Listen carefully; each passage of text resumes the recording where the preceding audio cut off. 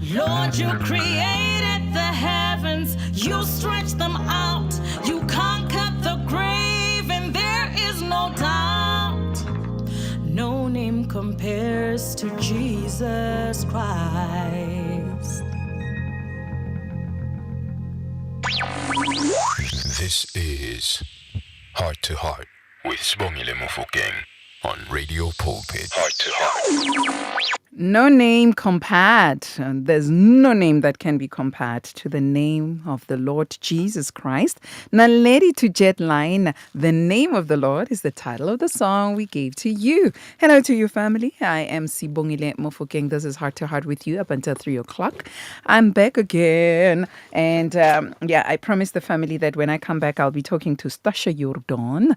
And Stasha Jordaan is an activist for breastfeeding, and she is the executive director for the South African Breastmilk Reserve. Before I greet her, let me just say to Mama Morini, ke re utlwile. Mama Morin says, go back to school. You can't be mentioning numbers and alphabets together. You can't say 082, but you have to say 082. And she's like, Nonke, all of you, go back to school. Go back to grade 1. Koko Sizwile. I think we need to have a topic about that because, hey, a lot is changing. The slang, the way people are talking, things are, hi man. There was a time when some of us would not even be happy when somebody would send you a message like hood. And I still don't like that. I still don't like that. but this is what they do now. This is how they speak now. And they're like hood. And you're like, what is hood? HUD? That's the message you will get from the person. Good morning. Even good morning is not written good morning. There's a way they write good morning. And now they're like hood. And you ask a question, what does hood mean? You're like, how are you doing? So Coco Marin, I think Ma, we need to have a topic around these and talk about the new ways, how people have changed the way we know things and the way we have been taught. Now, even when you say 082, it feels like it's normal. It doesn't feel like, no, something is wrong there. It feels like, ngatiku right. But I think we need to have such a topic. But on the line, I'm now joined by my queen, Stasha Jordaan. Hi, Stasha. Hoe gaan dit met u? Hi, Sibongile. Happy New Year. And to that topic, what I do to understand my children's SMSs, I Google Translate. Ooh, I can just imagine. Because otherwise, it doesn't work. And I think it's something that we need to talk about now in January, because it's a tough one. So if you are from the other generations back then, you would be like, icon.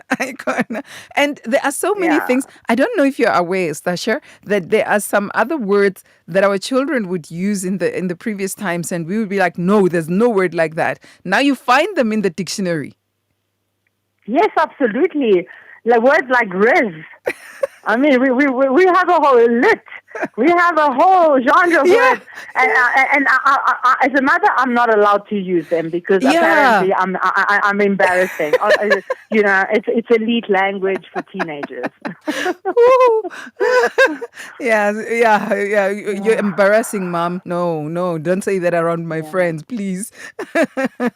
Now, we're still talking about those little ones whom we are everything. We make the sun shine for them, and they are breastfeeding. They are here, and we're talking to the communities that are out there supporting moms who are breastfeeding today. We're also talking to the moms themselves. And number one, I think we can start by saying congratulations for their babies, for having their babies now throughout the festive season, and for holding it strong up until now. I know it's not easy for every mom. I was watching a video not so long, Stasha, of a mom who says, this is how it ought to look like. This is how it looks like in the eyes of others.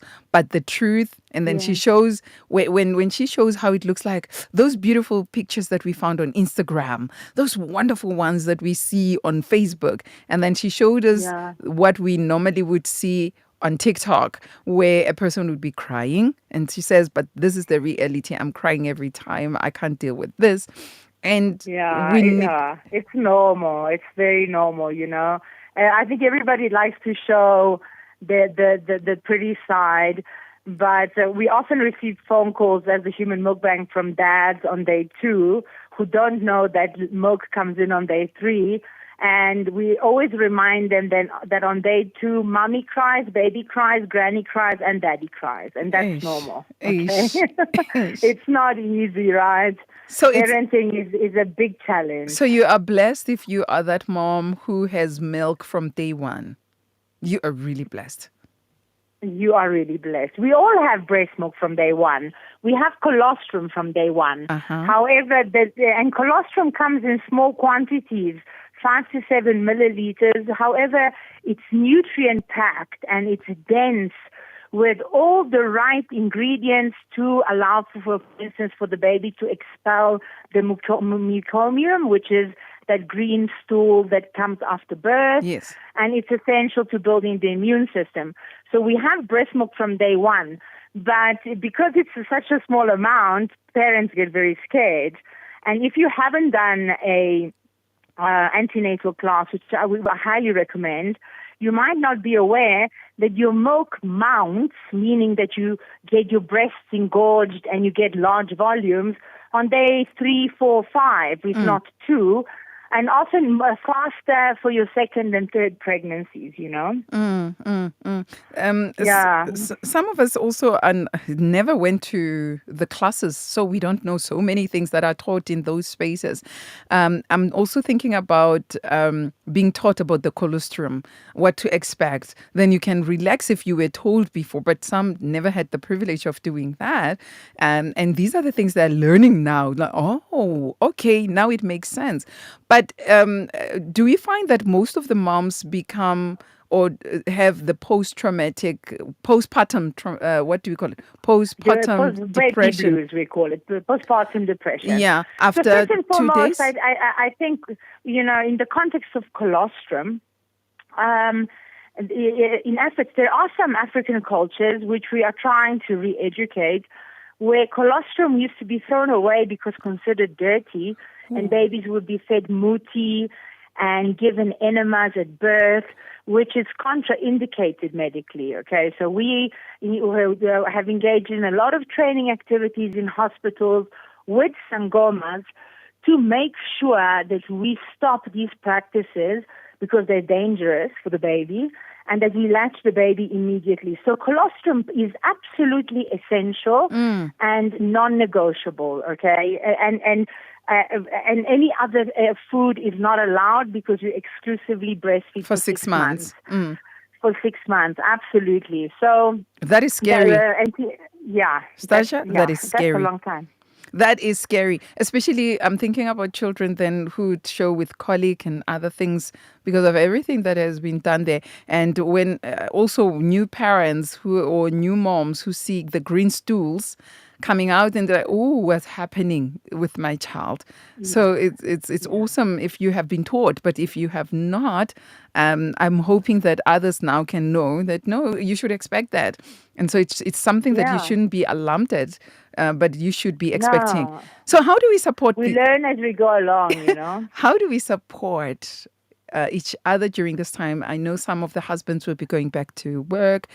Some of the helpers, our moms, our grannies who have been there will be going back. It's a new year. We're starting out. Everything is new. And you'd find that our new moms are left alone. So what is it that we need to do to make sure that they are able to can stand on their own and we can continue with life, living our lives, and also to strengthen the moms? Yes, absolutely, because we have to empower mothers so that they can care for their children. And that's why the early aspects of early childhood development are very important. But to answer 2 very important questions for your listeners, okay? Colic is defined as uncontrollable crying, which means that if you put your baby on the breast and the baby stops crying, that is not colic, okay? And often, and principles around colic were developed when we had feeding every 3 hours and babies were not satisfied. Whereas babies need to demand feed because they have growth spurts and they have different needs. So you can imagine, like you and I will have breakfast, lunch, tea, and a snack. So will the baby, okay? And that's called demand feeding. And a green stool is usually a sign, an indication of early teething. And it usually looks very scary because it's fluorescent green. But that's the iron in the stool, and that is usually a sign of teething, and it's absolutely normal, you know. I think we need to address the do's and don'ts Let's of do that. breastfeeding support.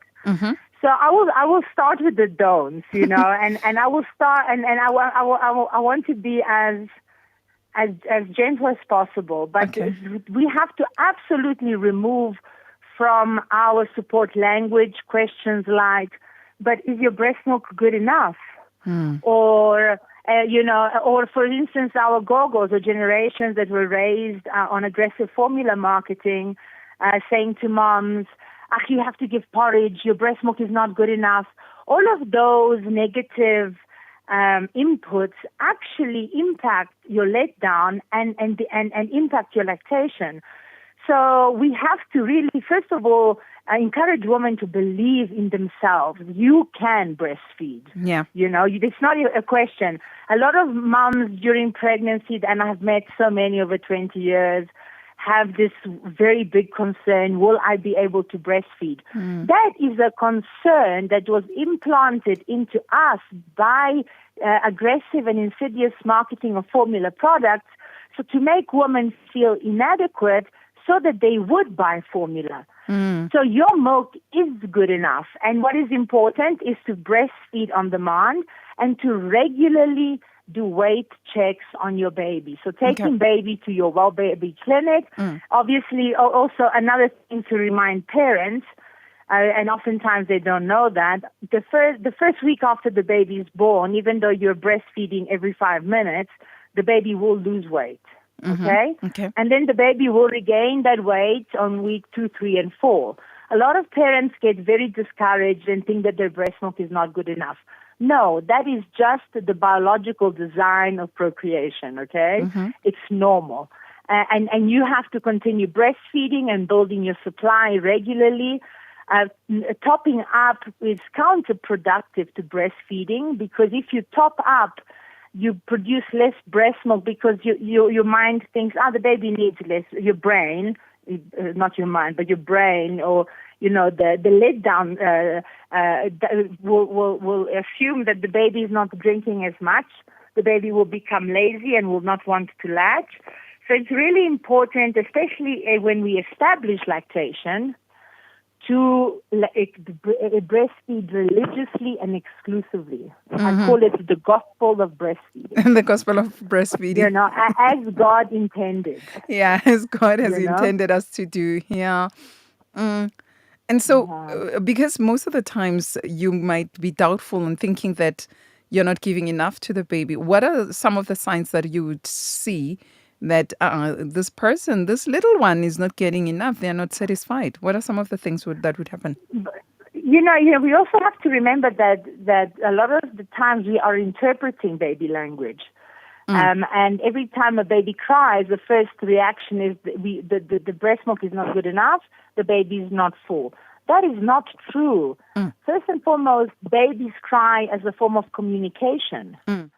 And babies cry, okay? That's just a matter of fact, which you don't see on the Instagram pictures, but it's a reality that every parent experiences. So provided that your baby is gaining weight, that your baby is producing stools daily and producing urine, you can be rest assured that your breast milk is excellent, not good enough. Now, you know, you asked me about research evidence. I actually attended a WHO presentation on the damage the aggressive marketing of formula has done on the psyche of pregnant women by planting the seed of doubt.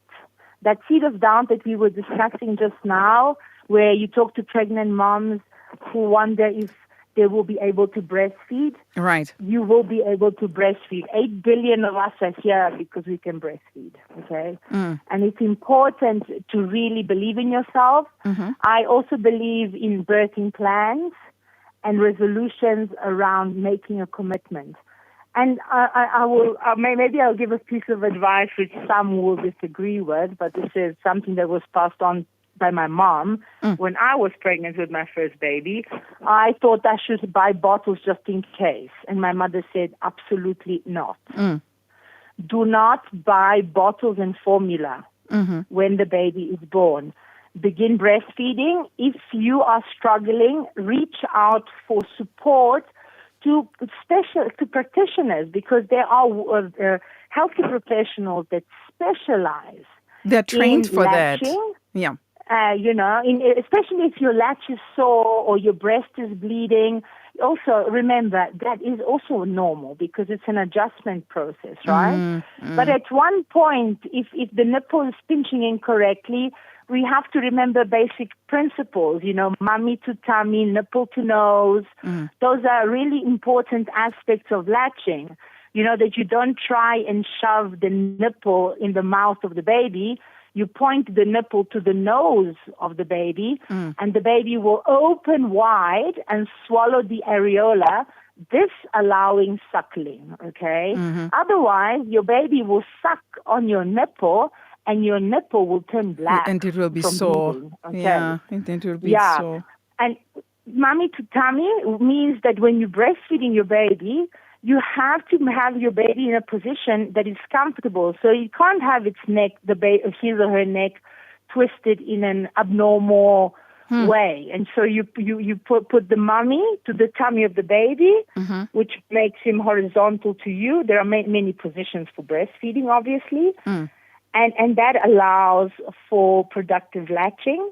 And it's important to check for lip ties and tongue ties, which are not uncommon, which can actually result in painful breastfeeding experiences. Okay. And new moms don't know how to spot a tongue tie or a lip tie. Now, there's also a pacifier, dummies, that are introduced by those of us who are helping, who are assisting our new moms, breastfeeding moms. So should we be giving these to our children? Should we be introducing these to our children as well? Are these parts of the? To be honest with you, I can tell you my personal opinion and what I practice with my children. Yes, I have a no dummy policy. Yeah, because I believe firmly in training the jaw of the baby. It's breastfeeding. When you suck on a dummy, you're sucking. So it's almost like sucking on a lollipop. You're only using the front of your mouth. When you suckle on the breast, okay, you are first of all the baby ingests the full areola, which is a very large surface. Yeah. And begins to suckle, which is an exercise that is done with the back of the jaw, your tongue, your palate. It's far more inclusive than sucking, and it is crucial to palate and speech development. Okay, so you when you put a dummy in a baby's mouth, you in my opinion, and please take my opinion as non-medical, okay, and this is my experience as a mother, is that dummies are a no, and breasts are often used as dummies, but that's okay, and we need to normalize that amongst mothers, because a lot of moms, I think we've given the impression with Instagram pictures that babies are fluffy, pink, and easy. But nobody really realizes the reality of being used as a human dummy. And I think sometimes moms feel used, They will say things like, I just feel like a cow. No, you're a mammal breastfeeding. You're not a cow. You are nurturing and nourishing your baby. And a lot of the times, babies will want to be at the breast and use the breast as a dummy. Now, there are various schools of thought that say that you should, that you shouldn't. I'm of the opinion that the baby is 9 months in the tummy and 9 months on top of the chest on the breast, and that's all we do, and that we shouldn't try to separate ourselves from our babies too soon, and provide that they can use your thumb as a dummy. They can even suckle on dad as a dummy. It's a form of soothing, especially when they begin teething and when they're practicing lactation. Yeah. Now, with brand new moms, you find when we help them, we give them all sorts of full cream milk and, all those creamy kind of food. And to mothers. Yeah, so that they can produce more milk. Yeah. We give them, mutogo, porridge. Yes, Porridge. yes. Yeah, with milk. And because we want to try help them to produce more milk. So you were talking the do's and don'ts. Does that one come to the do's or don'ts? There are so many points of view on this matter, okay? Yeah. The latest research and advice that I have heard from colleagues that are lactation consultants is to please not consume high sugar drinks because it leads to obesity in mothers. Yeah, bo. You need to drink a lot of water, rooibos tea. In my opinion, fermented products are really healthy for the gut, and the gut is where you produce your immunity, which then passes through the breast milk to the baby, because that is how it works, right? We cuddle and hold our baby, we kiss our baby, we ingest the organism in its immediate environment, and this allows our gut to produce very, very specific immunity tailored for our own babies. That's why we say that breast milk is designer food, because it is designed to meet the need of your baby specifically against the ecosystem within which it lives, something that, for instance, formula will never achieve. So fermented foods are good for the mother's gut, and provided that they're well made, because there is fermentation. It's also important to remember that when you eat food, you don't, like, for instance, some people say don't eat cauliflower because it'll make your baby gassy. Perhaps it changes your pH, but I can assure you there is no cauliflower swimming in your blood. Okay, so the chemistry of the human body is very specific and scientific. The physiology of the human body provides that we transform the food that we eat into a blood product, and breast milk is blood without red blood cells. Okay, so you can imagine there isn't cheese in it, coffee. What is important is not what passes into breast milk are the scents of the food that you eat. Then let me ask you a question, Stasha. All right, I understand Sorry? that. I understand. Let me ask you a question. Then why would you have a runny tummy as a mother who's breastfeeding, and your little one also starts having a runny tummy? So I think it comes from something like that those kind of experiences where somebody feels like the cauliflower is going through the bloodstream or something. That's your cauliflower irritating your gut, okay? Okay. It's not in your blood. But what happens is that usually, and this is, again, my layman's understanding of the physiology of the human body, you will eat a cauliflower. It will have an inflammatory response, okay? This will probably alter the composition of your breast milk, and your baby might get that inflammatory response. But it could also be the case that it's not the cauliflower, that you got caught a tummy bug, and that your baby will catch that tummy bug, which is normal. And you must absolutely continue breastfeeding, because whilst you are healing your own diarrhea, you are producing the right immunity for the your baby to as heal well through your breastfeed. Ah, all right. Okay. Okay. So no cauliflower in blood, we checked. All right. And then what are some of these do's and don'ts? Did we cover them all?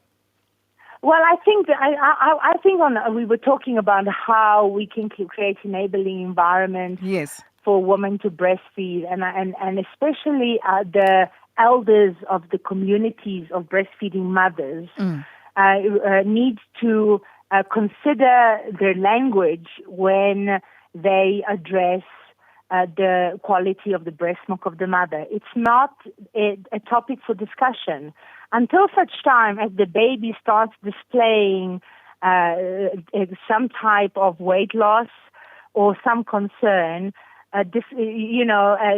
Questioning the mother's ability to breastfeed, quality of breast milk. A lot of people pass judgment on breast milk color. So for all your listeners, breast milk comes in a variety of colors, from gray to blue to yellow to dark yellow to white. Okay, and it smells soapy. Okay, especially if it's frozen. And I also once we got a call from a dad telling us that the breast milk was off because it smelled soapy, and we reminded him that it was for the baby, not for him. But remember that it's really not for adult consumption. You might not like it, but that doesn't mean that it's not good for your baby, right? So, breast milk comes in so many forms, quantities, colors, shapes, and and it's always absolutely fundamental to consult your doctor, your pediatrician, the moment in which you have a concern around the development of your baby. If the baby doesn't have regular stools, if the baby doesn't have regular urine or passes blood, if the baby passes blood from the sphincter, it could be an indication of an inguinal hernia, which is something, for instance, my daughter had, which could even be fatal if not addressed immediately. Wow. So we have to. It's not an easy road, but in terms of offering women support, cooking a new mother a meal, bringing a casserole to help her cope, sitting and talking to her. Women are abandoned and left oftentimes alone for the first 6 months of the baby's life. And it's really important for the community of women around her and men to engage with her, to assist her. Fathers are fathers; they're not helpers who should be thanked for doing a little chore. Fathers have responsibilities. They need to learn how to cook for the family, change nappies. They need to also be able to soothe the baby.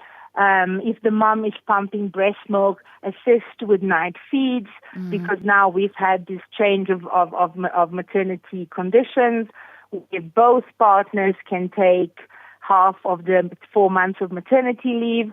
So obviously, if the mom takes 2 months and she's breastfeeding, then when the dad takes the 2 months, he must make sure that there is a good breast pump, that we're expressing enough breast milk. It should not become an excuse to stop breastfeeding, okay?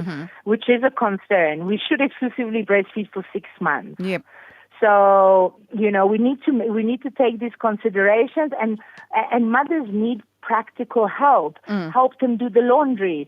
Help them tidy up the kitchen if they have other toddlers. Take them to the park. Give her an extra hour's sleep.